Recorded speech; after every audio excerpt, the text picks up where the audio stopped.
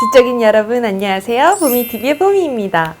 벌써 9월인데요. 이제 4개월 후면 2021년이 됩니다. 오마이갓, 시간이 너무 빨리 흐르죠? 연말 되기 전에 절세할 수 있는 방법 아직 안 해보셨다면 꼭 해보시길 추천드리는 연금저축펀드에 대해서 오늘 설명해 드리려고 합니다. 올 한 해 재테크는 잘 했는지, 올해 나의 자산이 늘어났는지, 시원해진 바람과 함께 생각해보기 참 좋은 시점인 것 같습니다. 돈을 잘 관리하셨다면 돌려받게 되고, 반대의 경우라면 납부를 해야 되는 세금. 세금에 대해 고민이라면 연금저축펀드에 관심을 가져보는 것이 나쁘지 않습니다. 연금저축은 크게 세 가지 종류가 있는데요. 은행에서 판매하는 신탁, 보험사에서 판매하는 상품, 그리고 증권사에서 판매하는 펀드가 있습니다.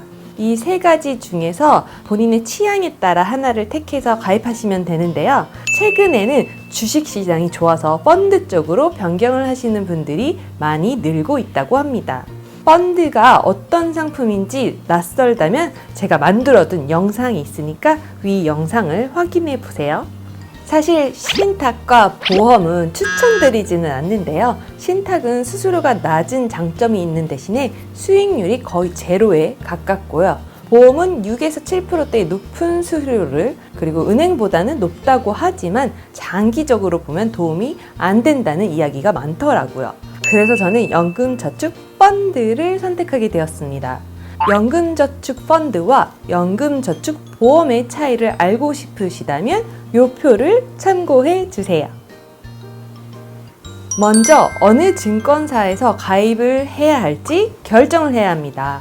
그동안 예적금만 하셨던 분들이라면 낯설 수도 있는데요. 주식계좌를 만드셨다면 해당 증권사에 연금저축펀드 상품이 있는지 먼저 확인해 보시는 것을 추천드립니다. 증권사별로 상품이 정말 다양하게 존재하는데요. 가입기간, 납입금액, 만기 환급 등을 결정하셔야 됩니다. 요즘은 손쉽게 모바일 앱으로도 내려받으신 후에 신분증만 있으면 비대면으로 쉽게 가입할 수가 있습니다. 혹시 이런 작업이 어렵다면 제대로 가입하기 위해서 직접 내방하시는 것도 좋고요. 설계사나 전문가의 도움을 받는 것도 괜찮습니다. 하지만 최종 결정은 본인이 직접 하셔야 되시는 거 아시죠?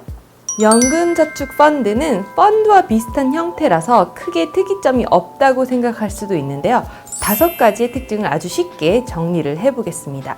첫째, 자유 납입이 가능하다. 납입하는 형태 자체가 자유적립식입니다. 매달 원하는 금액을 선택할 수가 있어서 여유 자금이 있으면 더 넣어도 되고 없으면 입금을 중단해도 됩니다. 저는 매일 일정 금액을 자동 이체로 신청해 놓고 평소에는 매일 아침 어느 정도 수익률이 났는지 체크하는 정도로만 시간을 쓰고 있습니다. 연금을 수령하는 나이는 만 55세 이후이고요. 한 번에 목돈을 예치받거나 급여처럼 일정하게 나누어 받으실 수도 있습니다. 물론 55세 이전에도 해지가 가능하지만 중도에 해지할 경우에는, 또는 55세 이후 일시금으로 받는 경우에는 세액공제를 받은 금액을 추가로 부담해야 할 수도 있습니다. 중도 해지 시 세액공제 받은 납입금액, 그리고 수수료에 대한 기타 소득세 16.5%가 과세가 되어서 세제상의 불이익을 발생할 수도 있다는 거 참고해 주세요. 수수료는 펀드 종류에 따라 기간 중에 수익에 따라 결정이 되고요. 단점이라고 굳이 뽑아 본다면 현금을 보장받을 수가 없고 가입기간이 최소 5년 이상을 유지하는 것입니다. 둘째, 상대적으로 낮은 수수료. 보험은 매월 납입료에서 6에서 7%의 수수료를 떼고 저축이 되는데요. 저희 같은 밀레니얼 세대는 보험을 사실 좋아하지는 않거든요. 연금저축펀드의 경우에는 채권형의 경우가 0.3%대부터 주식형일 경우에는 2.1%대까지 다양합니다. 낮은 수수료는 동일 수익률에 대해 높은 적립률을 나타내는 원동력이 있습니다. 셋째, 수익률 선택이 가능하다. 수익률을 고른다기보다는 위험률을 고른다는 의미인데요. 저위험, 저수익률을 선택하느냐, 고위험, 고수익을 선택하느냐를 스스로 결정할 수 있다는 것입니다. 이런 점은 장점인 동시에 단점이기도 한데요. 저의 투자 성향은 약간 공격적인 투자 성향이라서 저는 이런 점이 참 좋더라고요. 넷째, 세금을 줄일 수 있다. 또 가장 좋은 점이라고 생각하는 것은 세액 공제가 된다는 것입니다. 직장인 분들의 연봉에 따라서 세율이 결정이 되는데요. 총 급여가 1년에 5,500만 원 이하라면 16.5%가 적용이 돼서 최대 400만 원까지 66만 원을 받게 되고요. 5,500만 원 초과된다면 13.2%로 300만 원에 대해서 52만 8천 원이 됩니다. 꼭 1년에 400만 원을 넣어야 세액공제가 되는 것은 아닙니다. 연금저축을 통해 세액공제를 받을 수 있는 금액의 최대치가 400만 원이고요. 그 이하의 금액을 납입해도 연봉에 따라 13.2%에서 16.5%의 세액공제를 받을 수가 있습니다. 또 주식형 펀드의 경우 배당을 받기도 하는데요. 배당 소득세 15.4%를 납부하지 않다가 나중에 인출할 때 세금을 낼 수도 있고요. 55세 이후 연금 형태로 수령하게 되면 3.3에서 5.5%의 비교적 낮은 소득세만 납부하면 됩니다.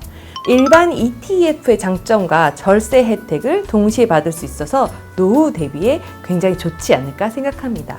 혹시 ETF가 무엇인지 낯설다 하시는 분, 제가 지난번에 영상을 만들어 놓은 게 있는데요. 위에 링크를 확인해 두시면 도움이 될 거예요. 그리고 클릭해 두시면 이 영상 이후에 자동으로 재생이 됩니다. 세금을 줄이는 것도 재테크의 한 방법이잖아요. 그런 면에서 연금저축펀드가 굉장히 유용합니다. 기타 다른 공제 방안들이 없으시다면 똑같은 저축을 하시더라도 더 많은 세금 혜택을 주고 있는 연금저축펀드도 하나 정도는 가지고 있어도 좋을 것 같습니다. 다섯 번째, 글로벌 분산 투자가 가능하다. 또 제가 제일 좋아했던 점은요, 해외 주식, 채권 등에도 손쉽게 투자를 할 수가 있다는 거예요. 종목을 하나씩 고르려면 공부를 엄청 해야 되고 국가별로 그 시장에 시차가 있어서 직접 하면 그거를 모두 캐치하는데 에너지가 정말 많이 쓰이거든요. 근데 저희는 본업 너무 바쁘잖아요. 그래서 자동 이체를 해놓으면 알아서 전 세계의 글로벌 주식에 채권을 굴려주니까 굉장히 좋더라고요. 그래서 저는 한 15개의 펀드에 골고루 들어가 있어요. 이름을 보면 정보기술 섹터 펀드, 아시아 태평양 주식 펀드, 글로벌 주식 펀드, 글로벌 채권 펀드, 북미 채권, 인도 채권, 인도 주식, 중기 채권, 신흥 채권, 베트남 주식, 네, 많이 넣었습니다. 오늘의 내용을 정리하자면 연금저축 펀드의 장점: 첫째, 자유납입이 가능하다. 둘째, 수수료가 저렴한 편이다. 셋째, 수익률 선택이 가능하다. 넷째, 세금을 줄일 수 있다. 다섯째, 해외 주식 채권 등에 투자할 수 있어 분산 투자가 가능하다. 단점은 5년간 묶여 있다는 것과 55세 이후에 찾을 수 있다는 것입니다.